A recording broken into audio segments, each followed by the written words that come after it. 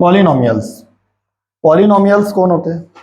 तो पॉलिनोमियल्स क्या होता है कि जिसमें टर्म्स, बहुत सारी टर्म्स रहेगी तो उसको अपन क्या बोल देंगे? पॉलिनोमियल बोल देंगे। पर पहले क्वेश्चन ये आता है कि टर्म्स क्या है, ठीक है ना? पहले क्वेश्चन ये आता है। तो टर्म्स अलग अलग टाइप की होती है। पॉलिनोमियल में किस टाइप की टर्म्स आएगी? तो उसमें आएगी एल्जेब्रिक एक्सप्रेशंस आएंगे। कौन आएंगे? Algebraic expression. अब जो एल्जेब्रिक एक्सप्रेशन है वो क्या है देखो। तो एल्जेब्रिक एक्सप्रेशन मतलब कि जैसे मैंने यहां पर लिख दिया 2x, क्या लिखा है? 2x। तो जब हम 2x को लिख रहे होते हैं तो यहां हम देख रहे होते हैं कि इसमें एक नंबर है और एक वेरिएबल है, तो इन दोनों का कॉम्बिनेशन ही एल्जेब्रिक एक्सप्रेशन कहलाता है। क्लियर हो गया कि एल्जेब्रिक एक्सप्रेशन कौन है? अब इसमें जो है 2 हमारे पास में कौन हो जाता है? कांस्टेंट है ये। 2 कौन हो गया? कांस्टेंट। तो कांस्टेंट वो टर्म्स होती है जो कभी भी चेंज नहीं होती।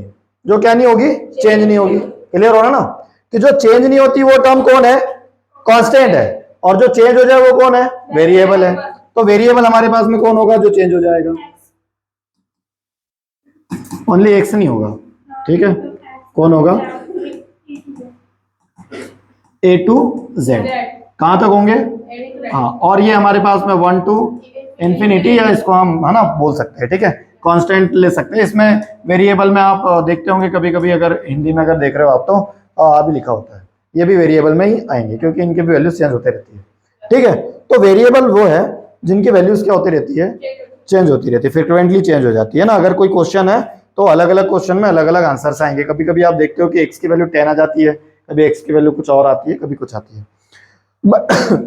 बट जो कांस्टेंट होगा, कांस्टेंट की कोई वैल्यू कभी चेंज नहीं होती है, ठीक है? ये क्लियर है आपके माइंड में?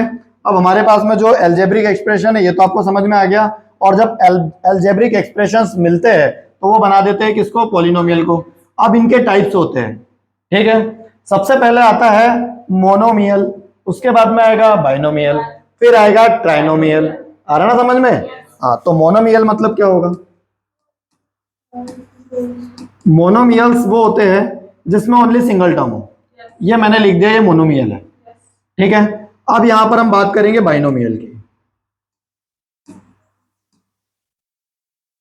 ठीक है? बाइनोमियल्स कौन होंगे? जैसे मैंने यहाँ पे 2x प्लस 1 लिख दिया तो ये बाइनोमियल हो गया। अब ऐसे ही कौन हो जाएगा? है ना, ट्राइनोमियल हो जाएगा। इसमें क्या होगा? जैसे कि ये मैंने लिखा 2x square plus x plus 1, ये कौन हो गया? ट्राइनोमियल हो गया। हो गया? हाँ, बट देखिए इसमें क्या है कि यहां आप देख रहे हैं कि इसमें पावर 2 लगा दिया मैंने।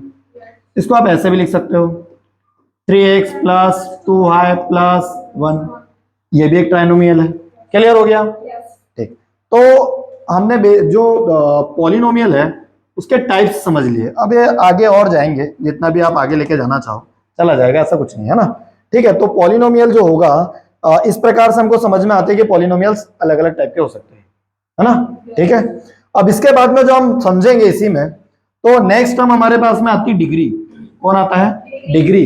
तो डिग्री कौन होती है? ठीक है, डिग्रीज क्या होगी? ठीक है, तो डिग्रीज हमारे पास में क्या हो जाएगी? इनके पावर्स। इसको हम डिग्री को जो है हम पावर भी बोल सकते हैं। क्या बोल सकते हैं? पावर। अब जैसे इसकी पावर कितनी है? 1। इस पॉलिनोमियल की पावर कितनी है? 1। इस पॉलिनोमियल की पावर क्या है? 2। तो जब किसी पॉलिनोमियल की पावर 1 होती है तो उसको लाइनर या लीनियर बोलते हैं, ठीक है? लाइनर या लीनियर, है ना? आप दोनों ही नाम से इसको जानते हैं हम लोग, ठीक है? तो लीनियर पॉलिनोमियल वो है जिसमें वेरिएबल की पावर 1 होती है। वेरिएबल की पावर कितनी होगी? 1। मतलब जो हमारे पास में वेरिएबल होगा A to Z, जो भी वेरिएबल होगा उसकी पावर क्या होगी? 1 होगी।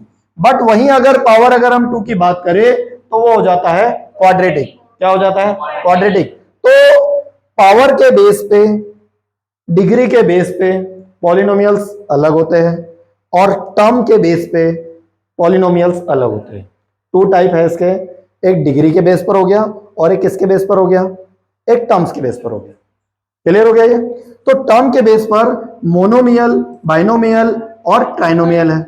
वहीं अगर डिग्री के बेस पर देखें तो लीनियर, क्वाड्रेटिक, हाँ क्वाड्रेटिक और क्यूबिक। अगर 3 पावर है तो कौन हो जाएगा? क्यूबिक हो जाएगा। अब यहां पे कोई बाउंडेशन नहीं है कि इसमें कितनी टर्म्स होनी चाहिए, ये कोई बाउंडेशन नहीं है, टर्म्स कितनी भी हो, अगर पावर 3 है तो क्यूबिक ही होगा। बट अगर हम टर्म्स के बेस पर बोले तो ये क्या कहलाएगा आपका, मोनोमियल। क्या कहलाएगा ये, मोनोमियल। अब समझ में आ गया क्या, मोनोमियल, बाइनोमियल और ट्राइनोमियल, और उसके बाद में लीनियर, क्वाड्रेटिक और जो क्यूबिक, ये तीनों ही बातें समझ में आ गई हमारे, आ गई ना। अब इसके बाद में जो है हमारे पास में जो नेक्स्ट है वो हमारे पास में चैप्टर में अब हमको पढ़ना रहता है इसमें जो चैप्टर 2 है हमारा जो पॉलिनोमियल्स है, इसमें अब हमारे पास में क्वाड्रेटिक वाले हैं, है ना। आपके जो 10th सिलेबस में वो क्वाड्रेटिक वाला है, कौन सा वाला है, क्वाड्रेटिक। तो क्वाड्रेटिक पॉलिनोमियल्स क्या होते हैं इसको देखते हैं अपना, ठीक है। क्वाड्रेटिक पॉलिनोमियल, ठीक है। अब क्वाड्रेटिक पॉलिनोमियल्स क्या होते हैं, तो यहीं से हमको समझ में आ रहा है ऐसा पॉलिनोमियल जिसकी पावर कितनी होनी चाहिए, 2 होनी चाहिए, है ना, जिसकी जो डिग्री होगी वो कितनी होगी, 2। और वैसे भी किसी भी जो पॉलिनोमियल है उसको देख करके हम पहचान लेते हैं कि वो क्वाड्रेटिक है या लीनियर है, ठीक है। अब इसके लिए क्वाड्रेटिक पॉलिनोमियल से पहले लीनियर पॉलिनोमियल भी समझना जरूरी है, तो पहले हम लोग लीनियर पॉलिनोमियल को समझ लेते हैं, फिर क्वाड्रेटिक को समझ लेंगे, ठीक है। अब लीनियर पॉलिनोमियल जो होता है उसकी जो स्टैंडर्ड फॉर्म होगी, ठीक है, उसकी स्टैंडर्ड फॉर्म कौन होगी, तो देखिए उसकी स्टैंडर्ड फॉर्म होती है ax प्लस बी। क्या होता है, x प्लस बी। यह है हमारे पास में लीनियर पॉलिनोमियल जिसकी पावर 1 है, ठीक है। अब अगर देखें तो अगर इसको यहां पर अगर हम देखते हैं कि इसके जीरोस कितने आएंगे, इसमें नई टर्म्स आती है जीरोस, और जीरोस का मतलब यह होता है फाइनली कि यदि हम जो x है, जो वेरिएबल है, वेरिएबल के प्लेस पर अगर वो जीरो को रख दिया जाए, जो वैल्यू होगी उसकी, तो पूरे का पूरा पॉलिनोमियल जीरो हो जाना चाहिए। पॉलिनोमियल में कैसा हो जाना चाहिए, जीरो। चलो देखते हैं, देखो ये ax प्लस बी है, तो इसके इज इक्वल आप जीरो मान लो, तो उससे आपको आंसर मिल जाएगा। x प्लस का भी इधर क्या में चला जाएगा, हमारे पास में माइनस वैल्यू हो जाएगी इसकी, और x इज इक्वल इंटू का है तो इधर क्या में चला जाएगा, हमारे पास में डिवाइड में, ये डिवाइड में कन्वर्ट हो गया। अब ये x की वैल्यू हमारे पास में माइनस बी अपॉन ए आ गई। अब इसमें हम रख लेते हैं x प्लस बी, यहां पर हमने a के प्लेस पर, x के प्लेस पर माइनस बी अपॉन ए रख लिया, और ये b हो गया। ये वैल्यू जैसे पुट करी, देखिए a से a में डिवाइड चला गया, यहाँ पे बच गया माइनस बी और ये हो गया प्लस बी, और इन दोनों की वैल्यूज क्या हो जाती है, जीरो हो गया, माइनस प्लस करके जीरो हो गया। समझ में आ गया, तो एक नया टर्म है जीरोस, जिसको आपको समझ में आ गई होगी। तो ये जो है क्वेश्चन आपको जो फिल इन द ब्लैंक में बनता है कि लीनियर जो पॉलिनोमियल है उसका जो जीरो होता है वो कौन होता है, जीरोस कौन होता है, तो माइनस बी अपॉन है, ये आपको याद रखना होगा।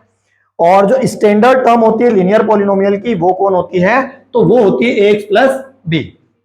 रह जाएगा याद, क्लियर हो गया ये। अब आते हैं हम किस पर, क्वाड्रेटिक पॉलिनोमियल पर। किस पर आएंगे अब हम, क्वाड्रेटिक पॉलिनोमियल। अब क्वाड्रेटिक पॉलिनोमियल की जो स्टैंडर्ड फॉर्म है, अब जैसे कि इसमें क्वाड्रेटिक लगा हुआ है, इसकी पावर कितनी आएगी, X square plus B X plus C, X के टर्म में, वाई के टर्म में A Y square plus B Y plus C, ठीक है। अब इसमें ये कौन है, पहले इनको समझ लेते हैं। तो यहां आपको समझ में आ रहा है कि जो a, b, c जो है वो नंबर्स रियल नंबर्स होंगे। ये नंबर्स कौन होंगे, रियल नंबर्स। समझ रहे ना आप, रियल नंबर मतलब कुछ भी हो सकता है, मतलब रूट वाली वैल्यू हो सकती है, पॉइंट वाली वैल्यू हो सकती है ना, माइनस वाली वैल्यूज हो सकती है, कोई भी वैल्यूज हो सकती है। क्लियर हो गया, तो वो आ जाएगा, उसमें कौन आ जाएगा, वो कहलाएगा रियल नंबर। तो रियल नंबर मतलब एबीसी के प्लेस पे कोई भी आ जाएगा। और एक्स तो आप जानते हो यहां पर वेरिएबल है, एक्स कौन है, वेरिएबल है, ये समझ में आ गया, क्लियर हो गया ये। अब आते हैं हम नेक्स्ट, जो इसमें आएगा कि इसके जीरोस क्या होंगे, तो सेम इसके जीरोस भी ऐसे फाइंड किए जा सकते हैं, ठीक है, बट आप जो है लर्न कर लोगे तो बेटर होगा।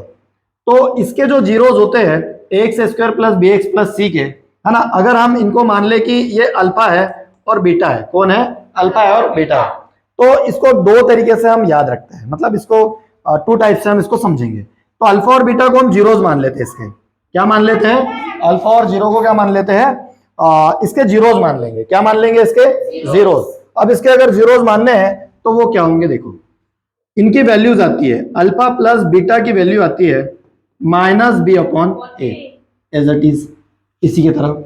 और जो सेकेंड वैल्यू आएगी अल्फा इंटू बीटा की, ये आएगी सी अपॉन ए। क्या आएगी, सी अपॉन ए। अब ये बी अपॉन ए और सी अपॉन ए कौन है, तो बी कौन हुआ, इसमें से ये हो गया, ए कौन हो गया, तो ये हो गया, सी कौन हो गया, ये हो गया, ए कौन हो गया, ये हो गया। क्लियर हो गया। अब ये कौन है, तो यही तो जीरो है। जब जीरो का सम करते हैं तो माइनस बी अपॉन ए आता है, और जब जीरो का प्रोडक्ट करते हैं तो सी अपॉन ए आता है। ठीक है, इतनी चीजें समझ में आ गई क्या, इसमें आ गई। अब इसको अगर आप लिखना चाहो तो देखो ये अलग है ना, ये आपके पास में क्या हो जाएगा, ये इतना अलग है, इस साइड वाला क्वाड्रेटिक वाला है, ये लीनियर वाला है। ठीक है, और ये नॉर्मल सॉल्यूशन है। क्लियर हो गया, इतना हो गया ना। तो यहां तक इस चैप्टर का हम बेसिक मानते हैं, और यहां से क्वेश्चन बनता है, यहां से क्वेश्चन बनता है, स्टैंडर्ड फॉर्म पूछता है, और एबीसी एक्चुअल में उसमें कौन है वो पूछता है। तो ये सारे ही जो क्वेश्चंस है, क्वेश्चन भी कवर होने चाहिए आपके माइंड में, है ना। बेसिक से इतना क्वेश्चन वो पूछेगा।